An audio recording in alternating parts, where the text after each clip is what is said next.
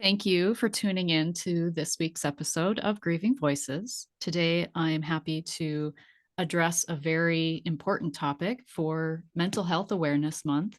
I have Lisa Sugarman with me. She is an author, a nationally syndicated columnist, a three-time survivor of suicide loss, a mental health advocate, and a crisis counselor with the Trevor Project. She's also a storyteller with the National Alliance of Mental Illness and the host of the Suicide Survivor series on YouTube. Lisa writes an opinion column, We Are Who We Are, and is the author of How to Raise Perfectly Imperfect Kids and Be Okay with It, Untying Parent Anxiety, and Life It Is What It Is, all available on Amazon, at Barnes & Noble, and everywhere books are sold. Her work has appeared on Healthline, Parenthood, Grown and Flown, Today Parents, Thrive Global, The Washington Post, Little Things, and more content now. Lisa lives and writes just north of Boston, and you can visit her online at lisasugarman.com, which I will put a link to the show notes to your website and your books and all of your things. Just poking around on your website, you do have a very extensive mental health resource hub. Mine Thank is you. quite modest compared to yours. Um, and it really is. I mean, if you have a few moments to check it out, I highly recommend you do so. And you also have a lot of just quick, like, kind of cheat sheets, if you will, on there Mm-hmm. as well. And um, is this the work that you always thought you'd be doing? 1000% no. Nope. I never imagined myself doing this kind of work in this space. As an advocate, as a counselor, everything that I'm doing right now has come as much of a surprise to me as I think it has to everybody who is close to me, kind of, in my immediate world. But it was just the most natural transition for me to fall into this space in light of just my story that I know you and I will talk quite a bit about. But my story and some pretty powerful revelations in my life that have come out in the last decade, and just, I guess, my need to do something to make an impact in the mental health space. So 10 years before you Mm. found yourself in this space, what were you doing?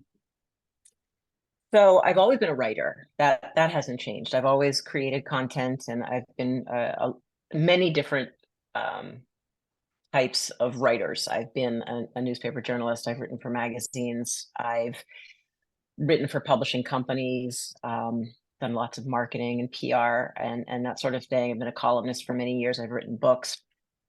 And so I did all of that in the parenting space predominantly. It's just the place I found myself in.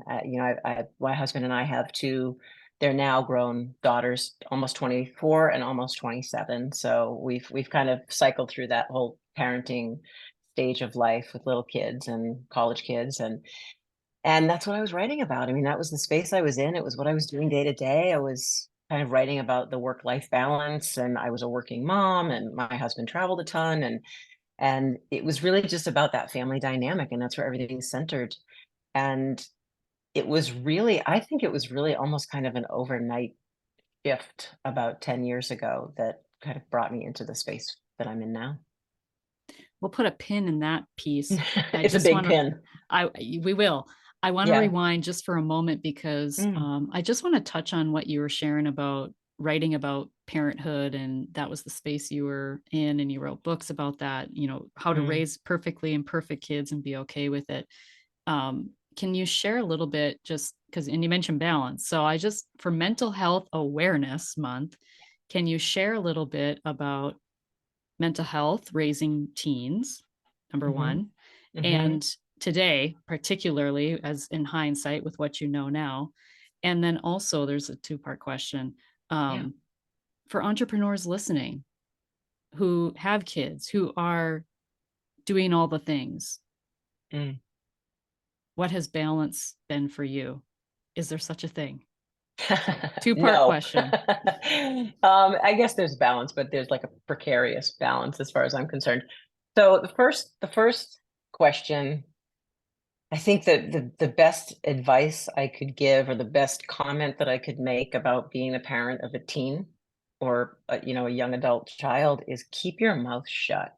Mm. Keep your mouth shut, in large part, not always, at the right times if you can, and take a step back and do at least as much listening to your kids as you're doing talking to your kids. When I kind of arrived in that place of understanding that they had as much to share with me as I had to share with them, it was kind of a game changer for me, if that makes sense. Like as parents, we're just kind of hardwired to want to talk to them and teach them and guide them and advise them and do all the things. And at the end of the day, that is what we're supposed to be doing.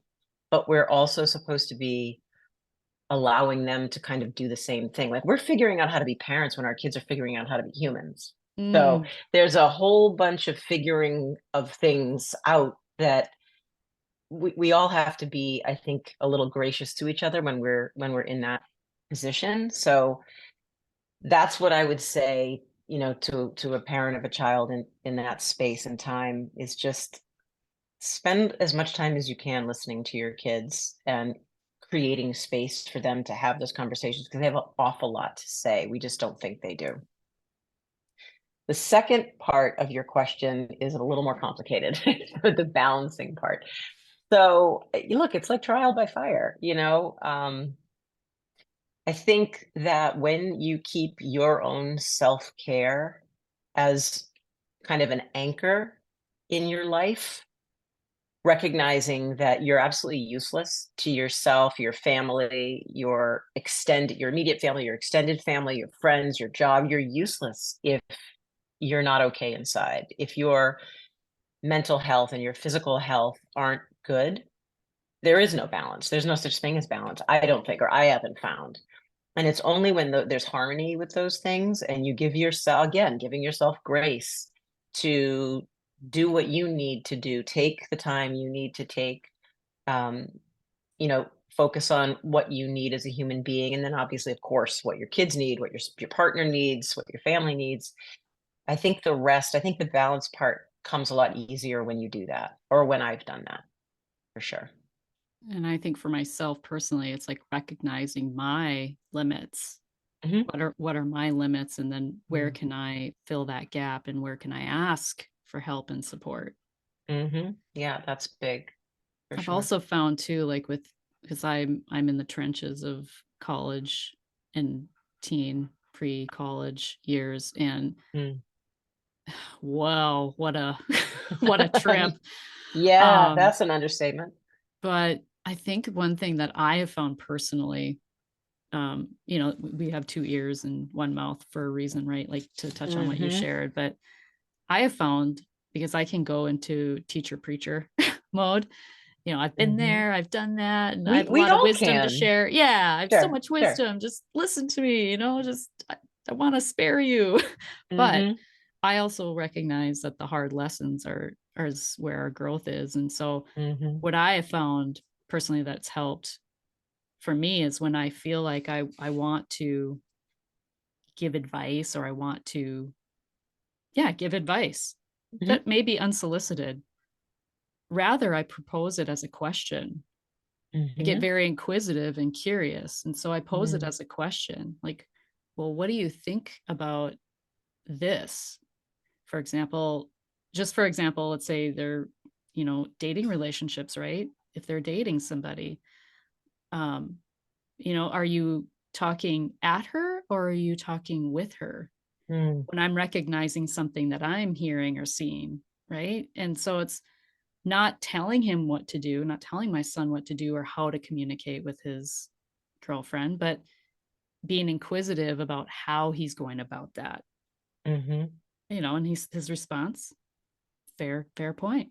Like Yeah, like he got it. I didn't have to lecture him for an hour about how to communicate with someone. So I think it's yeah. just posing things as a curious question, you Yeah, know. I love that you do that, because it allows your son or our kids to kind of retain agency over themselves and where the conversation's going and what advice they're getting and not getting and how they're getting it. I'll tell you something interesting, and I know we'll probably chat about it later, but that just made me think of how much my capacity for holding space has changed. Not capacity, but I guess my skill set with holding space has changed since I became a crisis counselor with the Trevor Project. Because the way that we are taught to hold space as crisis counselors involves basically completely removing ourselves from the conversation. We're part of the conversation, but nothing is ever about me. Nothing. We don't disclose our real name, where we are in the world, whether we're gay, straight, or otherwise, whether we have families, what our opinions are. Like absolutely nothing. No anecdotal. Hey, that happened to me, and I understand, or I can relate, or nothing. And that was a really, really big mind shift for me, but it was all focused on once I got it and I understood that it was all about helping the person on the phone maintain that agency over the conversation and over themselves, it completely, I guess, revolutionized the way that I have a conversation with someone and hold space. And the same applies. It's very similar in nature, I think, to what you're saying about how you're engaging with your kids, because it's a game changer too. I just connected a dot for myself. So thank you for Mm, sharing that. In that, because yeah. people would ask me all the time. That's one of the big questions I get because I work with grievers, right? I hear and I talk with grievers all the time on my podcast. And like, how can you Yeah. listen to all that sadness and heavy stuff all the time? How can you work with grievers and deal with all Mm, that? And I always thought the answer was, oh, all this energy work that I've done personally on myself. But to be, it just hit me. It's like, I've done a lot of work on myself yeah. to be able to hold space for other people, Mm, including my kids, mhm. to remove my just exactly what you said. So Yep. I think it's giving credit to, I think the deep work that you've done for yourself to be able to be there for other people and also for myself. And I've said it to other people, like you can only sit with others in their pain to the capacity that you've worked through your own, Yeah. to the depth that you've worked through your own. Mm. But I never got it until you just shared that. So, Well, it's all you know, perspective, right? yeah. That's what we're here to do. We're here to, to make each other a little wiser. And then let that be kind of this motivation for people, especially parents, to take the time to work on themselves because you Mhm. do become a much better parent than Mhm. your child needs you to be, Yeah. than Yeah. what you think they need. Yeah. Yeah. It's true. It's very true. And it's necessary. And it's part of that whole learning curve, that whole process. That's, we're supposed to get a little savvier every day, a little bit stronger every day. Our skill set's supposed to deepen a little bit more as we go on. So what shifted 10 years ago? I know it shifted and You know what changed. shifted. Yeah. Yeah, it What a was a way to big. change the topic here. Yeah, right, right. So 10 years ago, I learned, well, I'll back up. Before I give I guess what would be a pretty big reveal, I'll back up and say that I lost my father when I was 10 years old. So I'm 55 years old now. I lost my father 45 years ago. I'm an only child. My dad was everything in the world to me. And he passed away very, very suddenly of what I was told was a massive heart attack. And my dad was he was very active, very physically fit, but he was also a very big smoker. And so that was not a hard narrative to digest, because I mean, it was awful and it was life changing, but it made sense. Like, he had a massive heart attack. He was a smoker. I connected those dots and there was no question. Fast forward 35 years until I was 45, which was ironically the same age that my father was when he passed away. I discovered very much by accident that my dad had taken his own life. And just that was a that was a time. That was a time for me that everything just imploded, because It was nothing I ever suspected. It was nothing I ever even remotely considered.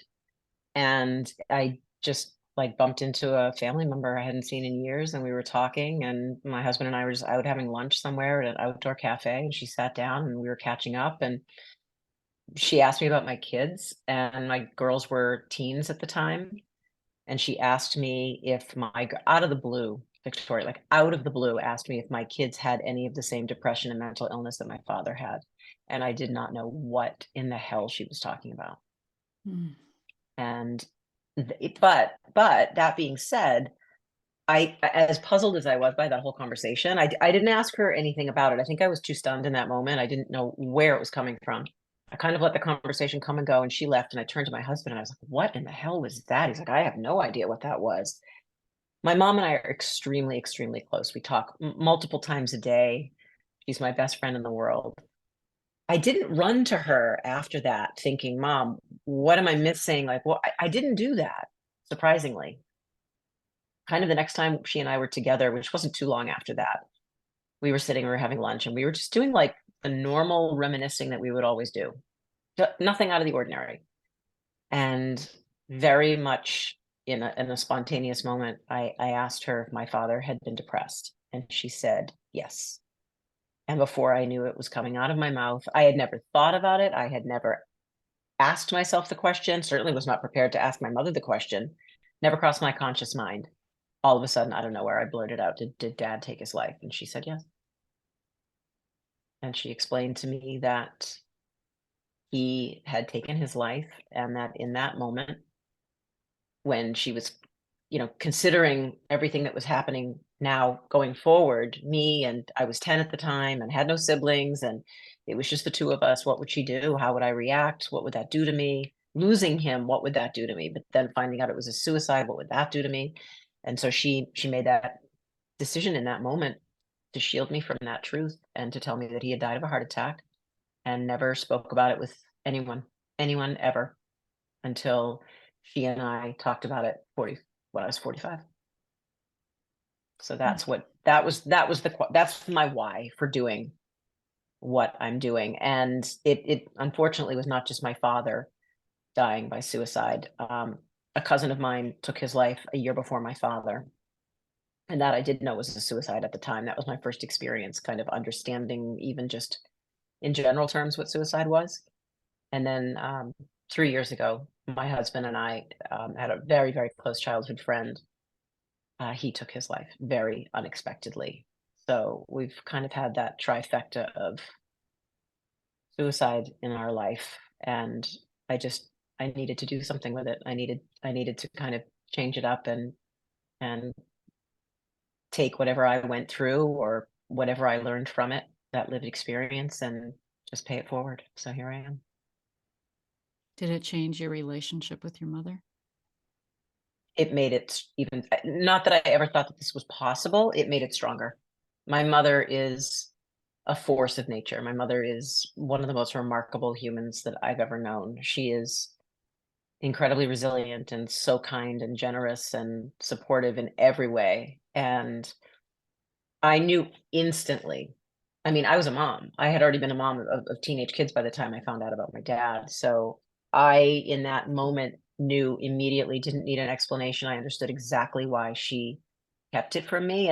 And to hear it from her, she would say, you know, then you were going off to like middle school and high school, and I didn't want to lay that on you. And then you were going off to college, and then you were getting married. So it was like there were always these like mile markers, that these big, you know, kind of inflection points in my life, and she didn't want to hit me with it when I was already dealing with, a big transition in life. And so then she just kind of resigned, never to say anything. Like, why did I need to know? Did And she ever yeah. did she ever share with you what keeping that secret had done to her, or what it was doing to her, or how it affected her or impacted her? My mom, as I said, is one of the most resilient humans that you've ever met. She's got this amazing capacity. She's just the most content person. And I think my mom, she says this all the time. She said this my entire life. She's one of the most social, and loving and outgoing people you've met. She also considers herself her own best friend.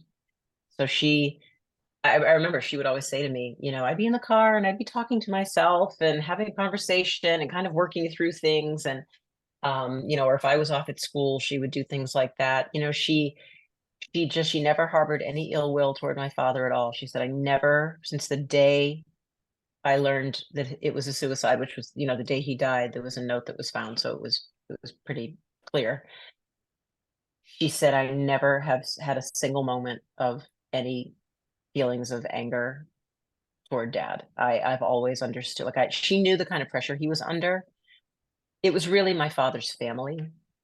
We don't know what was going on under the surface. We know that my dad started seeing a psychiatrist maybe a month before he died Mm. because there was so much stress on his side of the family. My parents came from two very, very different families. My mom's family is pure love and joy and kindness and support. And my dad's family was, I mean, I don't even want to say what my father's family was like. There was not an awful lot of love to be found on my dad's side of the family, and it was obvious. I was a little kid and I knew it, and it weighed on him. He did everything he possibly could to help his family. Nothing was ever enough, and there was a lot of stress, and I don't know what kind of mental illness he had, like, layered on top of that. But, without knowing the actual why, which we don't know. I mean, the note that he left was more of just an apology. I can't go on anymore, and I love you both, and I'm sorry. But we have our suspicions about, you know, kind of what the family dynamic did to his mental health. So, yeah, my mom, it only made me love and appreciate her that much more because I'm incredibly grateful to her. I don't know what I would have done at that point in time without the kind of resources that they have in place today for young kids who are trying to navigate this kind of grief and loss, because it's just a shit show when you're trying to navigate a suicide loss. Like, any loss is such a devastating thing to navigate, but when you compound that by a suicide, like, that's a whole different animal. And for a little kid to have been doing that in the 70s when nobody was talking about suicide, no one was talking about mental health, no one was being open about going to therapy, resources didn't exist. I don't know if I'd still be here, to be honest with you. So, There's two kinds of secrets, right? The secrets to protect and the mm, secrets that do harm. And mm. I wonder, what do you feel about people who chose that route, who choose that route? But I think, do you feel like there's a connection between secrets and people who choose that, or is it purely mental illness? Meaning suicide, people who choose Yeah. suicide. I mean, it's so situational, I mean, I think it's so nuanced from person to person, for sure. But there are obviously all these similarities attached to suicide that, you know, that kind of connect, you know, connect suicides, in general. I think it's mental illness. Maybe the better question is, how much of it do you think is unresolved grief? Taking your life. Mm. Don't know if I don't know if it's unresolved grief as much as unresolved pain. Not that there is too much of a distinction between the two, like, grief is pain, but I think that, and when I talk about suicide in this context, I always say the same thing. The people who have taken their lives are not taking their lives to get away from you or to get away from me or to get away from their family or their community or their friends or their life. They're taking their own life because they cannot emotionally go on anymore. There is no way that they can exist and be joyful or exist and be productive. Like, they're in pain. And it took me a really long time to arrive at that understanding. And once I did, it was like night and day, instantaneous, the kind of mind shift that happened for me personally, because when my cousin passed away in 1977, and that was my, as I said, it was my first experience with suicide. N Not because anyone implanted this belief system in my head, but because I cultivated it all by myself. I just kind of silently, quietly believed going forward in my life that suicide was a very selfish act, which is a very, very common response to suicide. You're like, well, why couldn't they just speak up? Or why couldn't they work through it? Or why couldn't they get help? It's not that simple. But it wasn't until I learned about my own father's suicide and really started studying mental illness and the impact of mental illness and depression and the fact that it's an illness. It's an illness that needs to be treated the way you would treat heart disease or cancer or, the way that you would try to heal after an accident. It's no different, and it's beyond your control, and that's what people don't understand. It's so abstract, like, mental illness seems so abstract, but it's an illness at the end of the day, and so it took me a long time to recognize that it was really an issue of someone being so desperate to just stop hurting. That's why they take their life. It's not selfish. It's the only it's the only choice they feel they've got, which is just unfortunate. I had a guest early on when I first started my podcast. In fact, it's a two-parter because we had quite an extensive conversation, but he was on the bridge, I believe, in San Francisco, and he was going to jump and take his own life. And, Mm, he had a brief second that this thought that came over him and stopped himself. And mm, maybe there perhaps someone came on the bridge. That might have been too. I mean, that's been quite a while since I've recorded with him, but it's one of mm, my earlier episodes. David is his first name. Um, but he had shared with me, and this is what I remember him sharing, is that, the connection is the anecdote to having those suicidal thoughts. Like, connection is not the cure, but it is the bridge to mm, healing when you're mhm. having those kinds of thoughts. What do you say to that?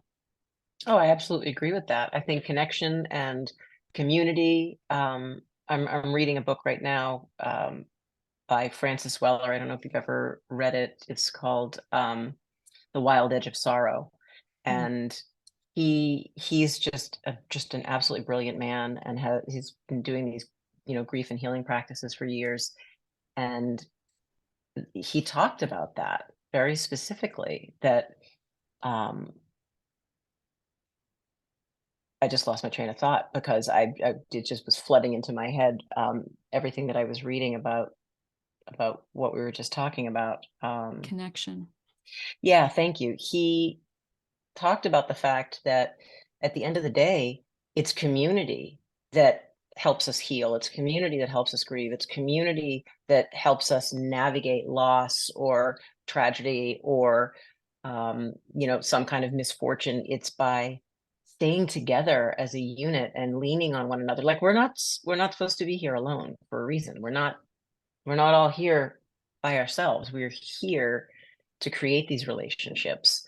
And I think that community is that linchpin that that can keep us grounded and keep us kind of reinforced, if that makes sense.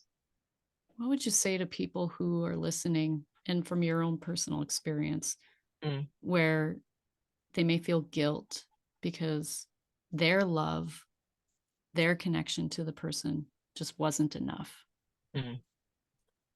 That's a tough. I mean, I've been there. I've been in that position. I mean, granted, I give myself a lot of leeway where that's concerned because I was 10 years old. So how can a 10-year-old really understand what a grown up is going through, especially like in the case of my father, he didn't display like he was someone who was mentally ill, like he was hurting, like nothing. We knew absolutely nothing. But I mean, as I've gotten older, it's impossible to avoid having those feelings of guilt. Like, if I had asked him more questions or if I had stayed closer to him, it's inevitable and it's human nature. We blame ourselves because we feel so helpless and we feel like, you know, what could we have said? What could we have done? I mean, I know um, all of us in our friend group who lost our friend a few years ago, kicked ourselves for a very long time. What did we miss? What did we miss? What did we not see? How could we have possibly not known this was so imminent? And you got to release yourself from that. You really have to release yourself from that, especially when you're in a situation where you have absolutely no idea that the person is struggling like that. You can't help what you don't know, which is why it's so incredibly important for the person who is hurting to reach out to a friend or a family member, or a place where you feel safe, or call a lifeline, or if you're already connected with a therapist, like, be open, be honest, because that's the only way that people can ever help, is when they know. So people might be asking themselves then, listening, is the responsibility on the person struggling?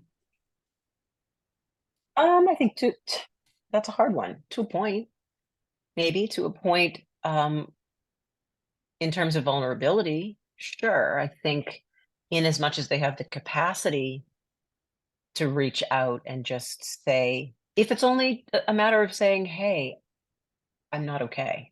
I need help." I mean, I think it's like anything. It's a shared responsibility. Like when you're talking about, we were talking about community a minute ago.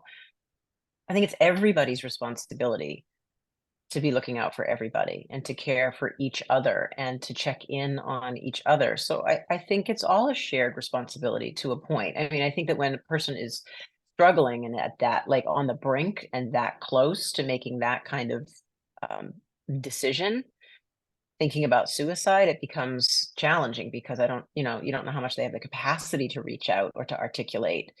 It can be really paralyzing. That kind of depression that's always attached to that level of pain, that can really mess your head up. It can really contaminate your thinking, and it can create a lot of irrational thought processes. And I think, it's as much their responsibility to try and articulate just that they're not okay. And then it's our responsibility to meet them the other half of the way and say, what can I do? How can I help? In my training that I've received about mental health and grief and all of that, one of the things that I think is a misconception for a lot of people is that if they come right out and ask, do you have thoughts or have you had thoughts of harming Mm, yourself? You're not going to send that person down that spiral, right? They've already no. had those thoughts if the answer is yes. But I Hmm. think sometimes they're just people who are struggling are just waiting for someone to ask. Yeah. It's like Yeah. the elephant in the room, you know? Yeah, yeah. What that does, I'm glad you brought that up because it's such an important piece of this whole equation. It, it's it is a very big misconception that by suggesting that someone, is that low, that you're going to cause them to harm themselves. The truth of it is, there have been so many studies that have supported that it's actually the opposite. When you address that elephant in the room right away with that very specific language too, like, are you thinking of killing yourself? I know it's so off-putting and jarring, even just you and I just talking about asking that question is like, people get a visceral reaction to it because it's so intense. But what it's actually proven is that it validates the person's feelings. It gives them that doorway to help, that that opening to say, I'm actually not okay. And people, I think a lot of people hesitate to ask the question because they're scared to death about what the answer is Mhm. going to be, and like, how the hell do I handle it if somebody says, well, yeah, actually, I'm not okay. Well, what the hell do I do now? But it's not your responsibility. And I'm saying, when I say it's not your responsibility, I'm speaking now to whoever you are who knows someone who is struggling. It's not your responsibility to fix the problem. So take that out of the equation, because that is not the responsibility that falls on you. What you can do is empower that person who's struggling with someone who can help. Empower them with, if it's nothing more than, hey, I know you're struggling. I can hear it. Can you call 988? Call the lifeline. Or in my case, because I work with the Trevor Project, call the Trevor Project hotline. Or, um, reach out to your therapist. And it's about getting that person connected with the people who can help. That's all that someone kind of needs to have in their back pocket, is just that, the knowledge of those lifeline numbers, or even that they exist, and just make that suggestion. Can you share a little bit more about the Trevor Project and how you Happily. found your way into this work? Yeah, that's kind of an interesting little journey for me. So the Trevor Project, for people who are listening who don't know, is the country's largest LGBTQ centric support lifeline Excuse me. for LGBTQ youth ages 13 to 24 who are in crisis. So we are nationwide. We also have an office in Mexico, and we take calls 24 hours a day, 7 days a week, from youth in crisis and the LGBTQ community who are struggling with everything that you could possibly imagine someone would call a lifeline with, whether it be stress about coming out, or suicidal ideation, or homicidal ideation, or abuse, or homelessness, any reason why anyone would call a lifeline. And the Trevor Project, I'm so sorry. that's okay. It is okay to cough. I did that. I could not hold it back. I'm sorry. That's So okay. sorry. I'll tell you something. I did that on an interview last week, and it was the last 2 minutes of the interview, and I couldn't hold it anymore. So you can cough all day with me. I'm so So sorry. It's a that's okay. very important. No, that's okay. So Trevor Project is a support lifeline, and the way that I got involved with it is that for me, it felt like the natural intersection of everything that's really just important to me, my top priorities in the world. Obviously, I lost my father and a friend and a cousin to suicide, and crisis lifeline is one of their biggest pillars. And the other is, the LGBTQ community. And my oldest daughter, who is going to be 27, came out when she was in college, and I came out as pansexual. I guess it'll be 3 years ago this summer, this Pride next month. And for me, it was a no-brainer to be aligned with an organization that was, both supporting the LGBTQ community and, supporting people, who are in crisis and who are struggling. So they came on my radar probably when my daughter came out, is when I became more aware of them, and stayed on my radar for the longest time. And then about 3 years ago, I thought, when I started getting really public about the way my work was shifting, and started telling my story more openly, I thought, what, this now is the time. So I got involved, and I trained with them to be a crisis counselor on their life. We have a text line and a traditional phone lifeline. So I'm one of the phone lifeline counselors, and I'm on the lifeline as often as I can be, taking calls from people who are in crisis. When did it originate? Trevor celebrated, so we're in our 26th year. Wow.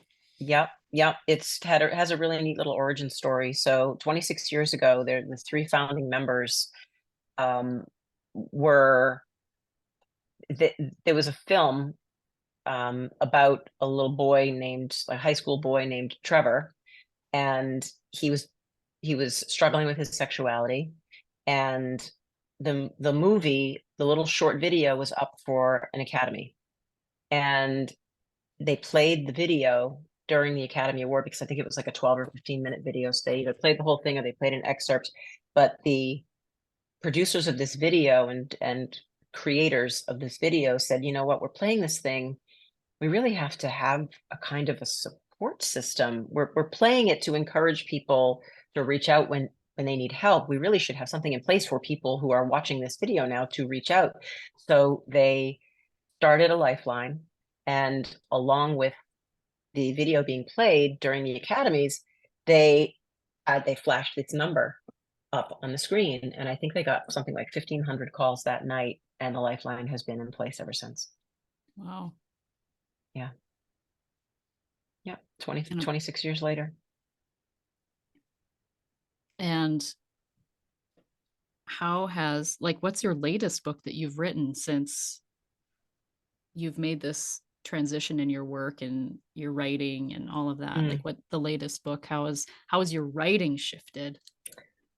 It's shifted dramatically. I mean, my voice and tone has always been the same, no matter what whether I'm writing about parenting or whether I'm writing about mental health and wellness. It's very conversational. I write like I talk, and I actually just signed a book contract for my next book with my longtime publisher, Familius Publishing, to write a book about my father's story, that because I've lost him twice in my life, Mhm. and I'm really going to be doing a lot of incorporating of a lot of the resources and the toolkits that you mentioned earlier, that are on my website. I want there to be a huge resource section for people to access who are struggling either with suicide, with mental health in general, with grief and loss. Um, and I've developed and curated an awful lot of tools. You mentioned those as well. People can download them, share them, access them.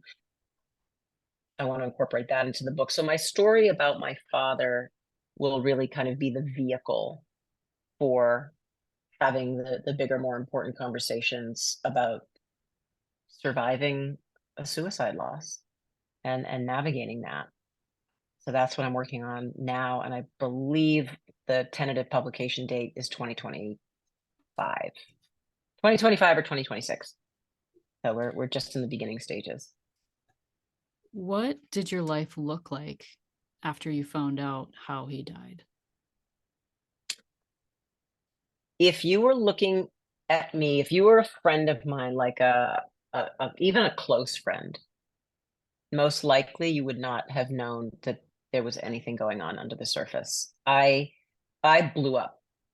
I completely blew up inside. And for the better part of the first, I would say 3 years, I would cry myself to sleep at night. My kids didn't even know what was going on for the first 3 years because it was such a shock to me.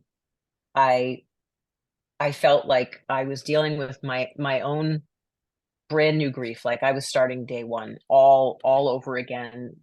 Day one, minute one of losing my father, all over again, but now under completely different circumstances. And I was trying to navigate that the best I could, which wasn't very good. And I was trying to navigate helping my mom because remember, for 35 years, my mother didn't talk about this to a single soul. And I wanted to be there for her. I wanted her to be able to somehow process things in a different way. And so we were just very insular about it. It was just my husband Dave knew, my mom and I knew, and I was very much one person to the outside world and very much a different person. Like when the bedroom door closed at night, I was in pieces. And it wasn't until I started I started you never come to terms with anything like this fully. You just learn how to deal with it and process it and live with it in different ways, in better ways, I suppose. Once I got to that point where I felt like I could start talking about it, I told the girls, my husband and I said, we need to talk to them because they need to know what their DNA looks like now versus what it looked like before. Because now they've got some degree of mental illness in their DNA. That's my father had some mental illness. There was a lot that came out that existed on my father's side, and we all inherit that. There's that generational trauma and that cocktail that's manifests in different ways in different people. And I felt it was really important for them to understand kind of what was in my background and their background, and if ever at any point in their lives they started having issues or struggling, which that they were of that age where that's typically the time period where um, mental illness or challenges will start to emerge. And sure enough, my oldest had a lot of issues with anxiety and depression, and ultimately went into therapy and found just incredible success in going into therapy and going on medication. Changed her life, absolutely changed her life, and for the better. And once I told the girls, that was it. I just immediately started sharing the truth, and never looked back, and sharing it ever since. Was that the most healing that you found was in sharing? I think initially that was incredibly cathartic for me. Just to know that I was embracing the truth. I was acknowledging the truth. I was not I never felt really like it was a stigma. To me, I never felt like it. I feel like by the time I learned about my father, the world was already shifting in terms of the stigma around suicide. Like I think we went through a big awakening culturally where we're talking about mental illness so much more, and wellness and suicide and ideation and self-harm, and all of these things are so much more mainstream now than they ever were before. So I feel like that was very helpful to me in that way. But um writing about it has been, and talking about it like this has been equally as cathartic for me. And I think one of the biggest things, every single time I go on shift, on a Lifeline shift with Trevor Project, I think about my father. Every single time I pick up the phone and answer a call from someone who's struggling, and every time I de-escalate someone who may be high or imminent risk of suicide, um, I feel an incredible sense of gratitude to be able to be in that position, to do that, and to be that person that can hold space for that moment in time for that person who's struggling. So all those things combined have been healing for me. And thank you for that work that you are doing, by the way. You're welcome. You're welcome. What has your grief taught you? That's a big question. I don't think anyone's ever asked me in all the conversations that I've had.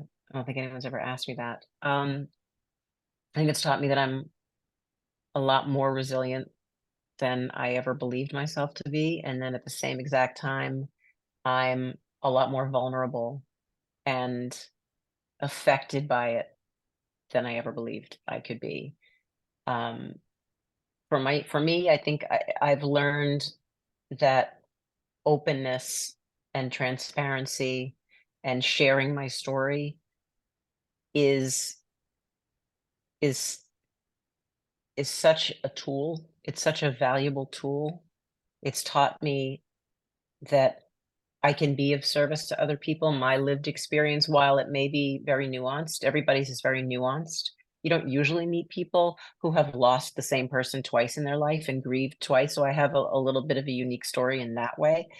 But I've had a lot of experience with grief and loss. And I've learned that the more I talk about it, the more I heal, and the more it seems that other people benefit from it. So it's taught me that putting it out there is one of the greatest gifts you can give to yourself. And maybe to someone you don't even know. Yeah, absolutely. Yeah, I mean that. I mean that as well, for sure. Yeah.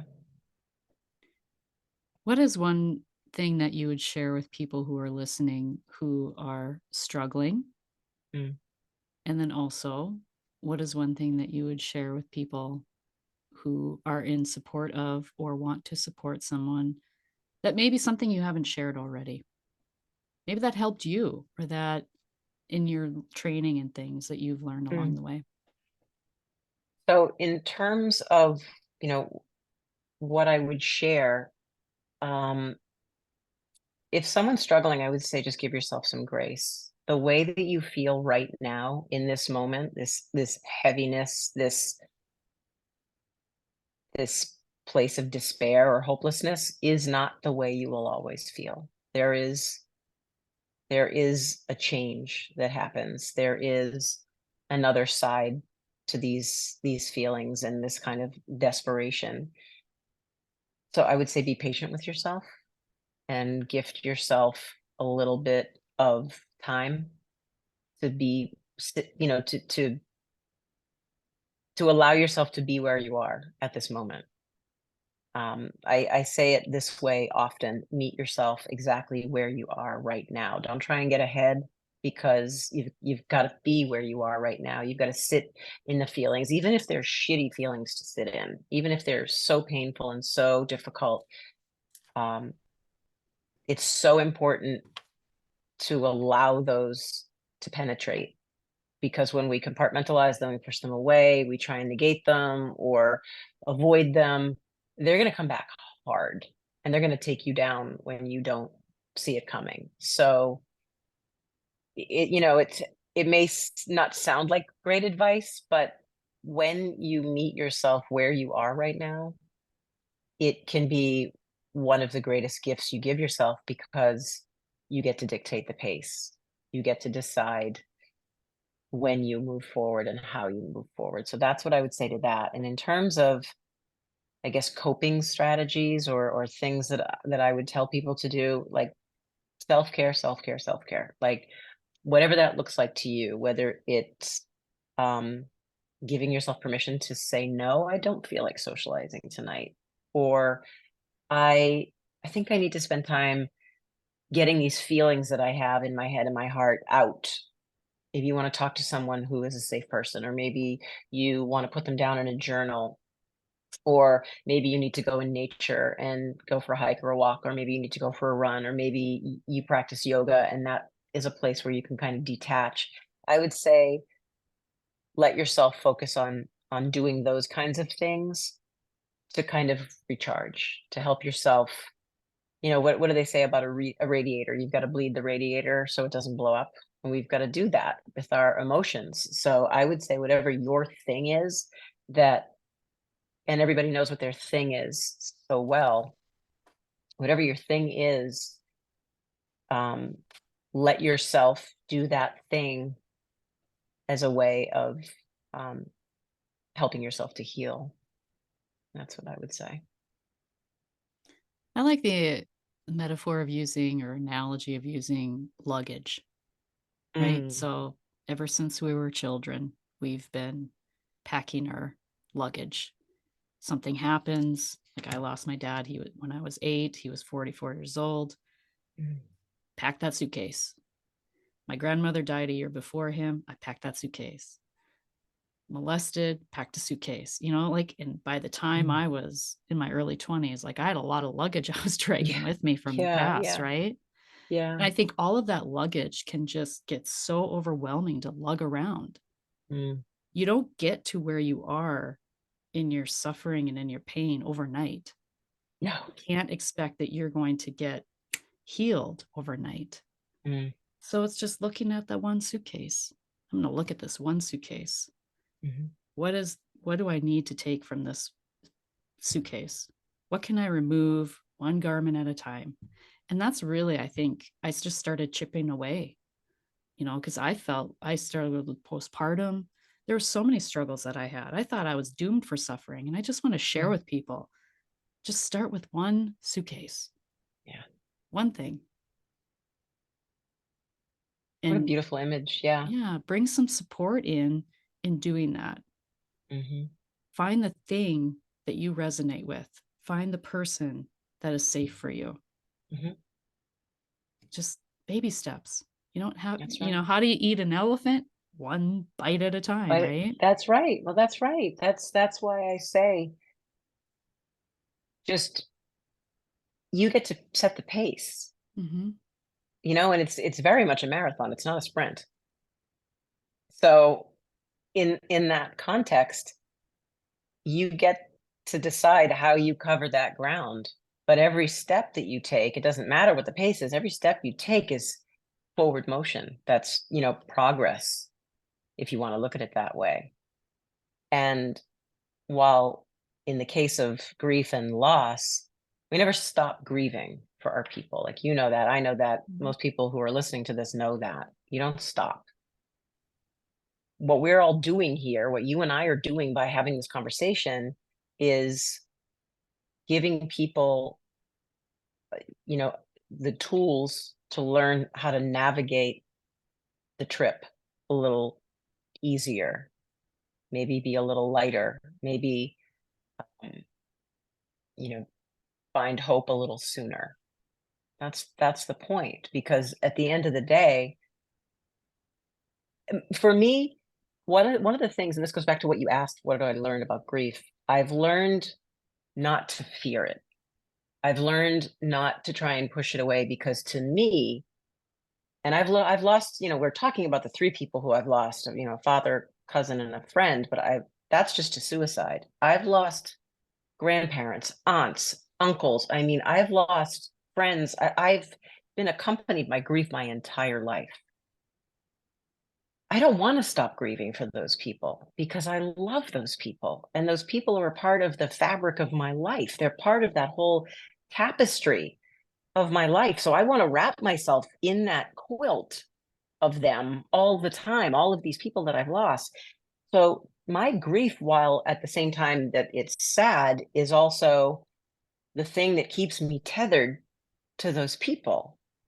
So I think that was pretty transformative for me too, when I finally kind of arrived in that place of understanding that it wasn't something to push away, it wasn't something to bury or to fear, it was something to, in a strange way. And this Francis Weller that I mentioned earlier, the author of The Wild Edge of Sorrow, writes that, you know, that's how we keep our people alive,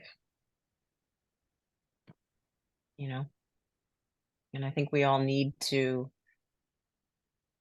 stay attached in whatever way is most meaningful to us. And we wouldn't be who we are without those people in our lives. 100%. Yep. Just like you listening, the people in your life wouldn't be who they are without you. Hmm. Is there anything else that you would like to share that you feel like you didn't get to? I mean, I think we could talk for hours. We could talk for hours. I'm here all day. I would love, this is the kind of conversation that I feel so empowered to have. Like, I'm so grateful to be able to reach new people and, in new communities. So I'm grateful to you for this opportunity. I mean, I think I would suggest to people that you take a minute and look around you at the people in your life. There'll be two cohorts of people. There'll be the people who appear okay and grounded and settled and driven and joyful on the outside. And then you'll be people you can look at them and you can say, okay, I know that person is struggling. It's because maybe they're more vocal with it, maybe it's their affect, maybe a lot of different signs and signals. I would say treat each one of those groups the same. I would make it a point to check in on your people. Make it a point, whether it's the people who seem great or if it's the people who aren't. Check in with them. Ask them how they really are. Ask them if they're okay. Ask them what they need. Ask them how you can help, because sometimes, and this applies especially to the people who don't make their struggles very visible. When you open a door for someone, sometimes that's all they're looking for. That's all they need. They just need to know it's a safe place to share what's really going on. People like my father get very skilled at hiding what's going on just under the surface. And yeah, I know. I mean, it's so common. I feel like way more people are hiding the truth of what's going on than aren't. And I think that we just need to be a little bit more sensitive of each other and make each other more of a responsibility. That's how we get back to that whole sense of community. Back in the day when my parents were young, they lived with their grandparents and their extended families, and my husband and I actually both grew up the same way, living with grandparents. But most of our friends did not. And nowadays, these generations, you get married, you go off, you're separated from your extended family, and people are living in these isolated little pockets, and people aren't there to check in on each other and interact with each other and support each other in the ways that maybe people used to a little bit more often. So we need to get back to that, which circles right back to the beginning of our conversation about the importance of community, and the importance of having support systems. So that's what I think I would say to people. It's just, kind of be watching, be vigilant, um, and take your own pulse every once in a while too, because you can't help anybody. You can't pour from an empty cup, right? So you bring up a good point. So you had talked about 3 years. You struggled, not necessarily in silence because your husband and your mother knew. So you had Right. their support, but I'm Mm. curious if your daughters were like shocked once you, I mean, did you come out and, I mean, eventually you Oh must have yeah. said, oh, the past 3 years have been a living hell internally. And the people that knew you were like, whoa, really? Like, I had no idea. And so, Hmm. how did you reconcile that? Knowing that the work you do now, you're struggling in silence. Um, would you have done things differently? That's also good. You're asking me all these really good questions that no one's ever asked me before. Um, I probably would have allowed myself to be more vulnerable earlier on. One thing that I would have done probably much sooner, much sooner, was to start seeing a therapist again. So when I was young, my first experience seeing a therapist, I was college age, and I had taken a gap year before gap years were even a thing. And I wasn't really sure what I wanted to do with my life. And my friends were already kind of established in schools and in programs and majors. And I just felt like I didn't know what I wanted to do. And I struggled with that. And so I started seeing a therapist to kind of navigate that, work through that. We only really very briefly at times touched on my father in terms of big life events that kind of shaped who I was. I didn't know he was, he had taken his life. So that was not a part of our conversation. And I was in therapy like that for a number of years, and then I kind of found my way and got on my path and didn't see another therapist for 3 decades, 3.5 decades. And I finally got to the point about 2 years ago when I said, you know what? I need something for me. I mean, my husband's amazing. He has held more space for me than anyone has probably ever held for anyone. And my mother the same, but it's different when you have that impartial person who doesn't know your history, who doesn't know the social dynamics and the familial hierarchy and those dynamics. And that's something I would have done right from the jump, I think, if I could have gone back and done it again.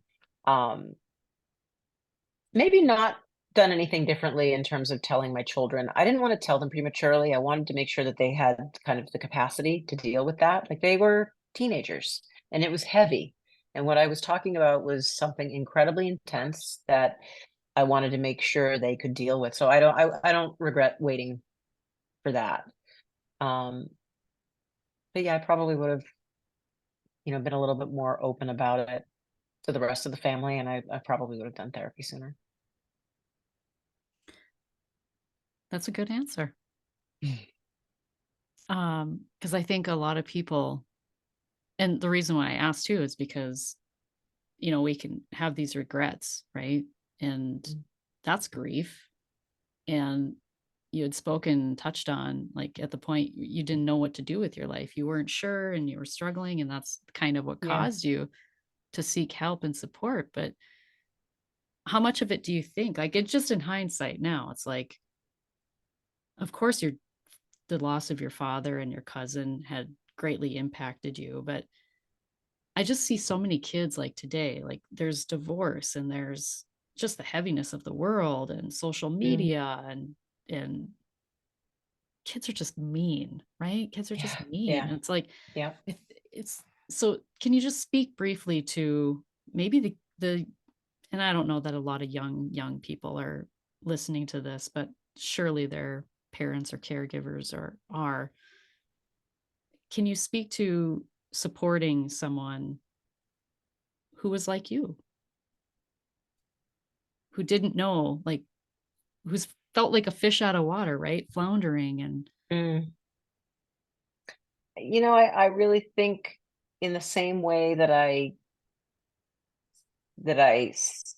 was suggesting that people meet themselves where they are. I think that's the advice that I would also give to someone trying to help a friend is meet that friend exactly where they are. Hold the space in the way that the friend who's struggling needs you to hold it. I mean, like I said before, in the context of being a crisis counselor, like, you're not there to solve the problem. Especially if it's someone who's grieving a loss, any kind of a loss, whether it's the loss of a human being who's passed away or the loss of a job or the loss of a relationship, or like there's so many, like you said, there's so many different kinds of losses in the world. Um, I would say, you know, be there to support them in whatever way they need to be supported, but don't go into it thinking you've got to fix it and solve it, because in most cases it's unsolvable. You know, in the case of someone losing someone, and someone who's grieving, there is no turning back that clock. You know, it's more about just moving forward, trying to maybe encourage that person to figure out what they need. That's a big one, because oftentimes when someone's grieving, they don't know what the hell they need. They don't know where to go, where to turn, who to ask for help. Um, you know, ask someone to go for a walk, ask someone to go to a movie, ask someone um, if they need help finding a therapist if they don't have one, cook a meal. Uh, One of the things I learned is not to ask open-ended questions like, "What can I do to help you?" You know, I'm there, just whatever. And I get caught doing this all the time. We all do this kind of thing all the time. Be deliberate, be intentional. Can I cook you dinner? Can I take you to dinner? Can I do some errands for you? Can I pick up your dry cleaning? Can I pick up your kids at school? Like whatever the case is. I think those are the ways that I know that when I've been grieving, when I've been in that situation and needed help, those were the things that were the most helpful to me. Is there anything else that you would like to share?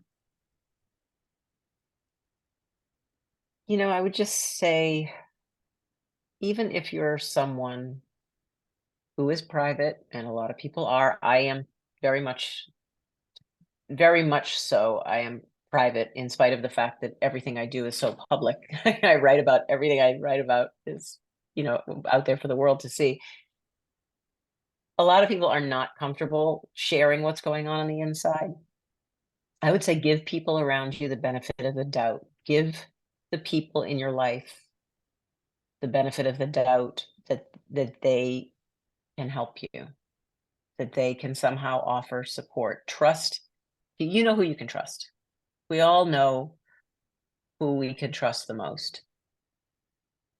Lean into that. Lean into the people who are there, who want to support you in the ways that you need them, because at the end of the day, we're not meant to go through any of this stuff alone. And to piggyback that, I just had a thought. Mm. Your children are not your therapist. No, So no, if you are a they parent aren't. who is struggling, your children are not your therapist. Agreed. Yeah. I Yep. played that role for a very long time. Yeah. Yeah. That's hard. But It's it's hard. made me who I am, I guess, Yep. I mean, That's right. That's right. And that's the thing, you know. I mean, you know, we all have things we wish we could, you know, we could redo. But at the end of the day, we're where we are because of those things. So do we really want to change those things, or do we want to just, you know, use them as teachable moments and you know, be better going forward? I love that. Just give a hug. Yes, If you're a yes. parent and you need a hug, you know, Hmm. your kid probably needs the hug too. Hmm. My Yeah. daughter gives the best hugs. She's Both my 17 and girls. yeah, and she won't let go. She's like, she will not let you go. Oh, I love that. I love that. I probably bug both of my daughters about hugs a little too much. My oldest lives in Japan, so I have to ration. Like I can't go in too hot when I get off the plane. I All I want to do is hug her for like 3 days, and she's like, "Look, I will give you all the hugs that you want. You gotta pace yourself a little bit, or we'll never get out of the airport." So yeah, but my kids are good ones too. My daughter knows psychologically a minute needs to be at least a minute. Mhm. So, Yeah, I like that. That's an adequate amount of time to yeah, really, like, embrace the hug.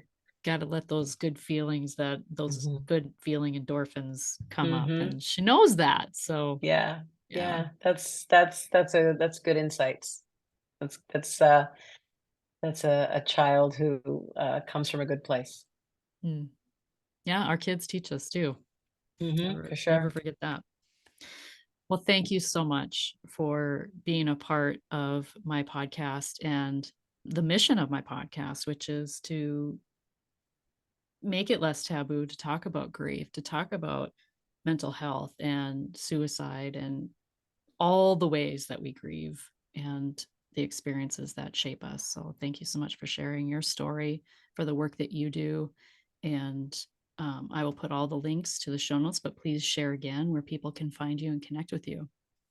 Sure. The best place, I mean, I'm on all the socials, Lisa_Sugarman on Instagram, the Lisa Sugarman on Facebook, but the best place to catch everything that I do is lisasugarman.com. And I know at the beginning of the show you mentioned the resource hub, the mental health resources hub that I have on my website and the toolkit hub that I have. And that's like to me, that's probably the crown jewel of the website for me. I've spent an awful lot of time and effort pulling together all these resources, vetting all these resources, and they're there for anyone who is struggling, or if you know someone who's struggling, please go on my website. I've got about 16 different categories. It's a very inclusive website.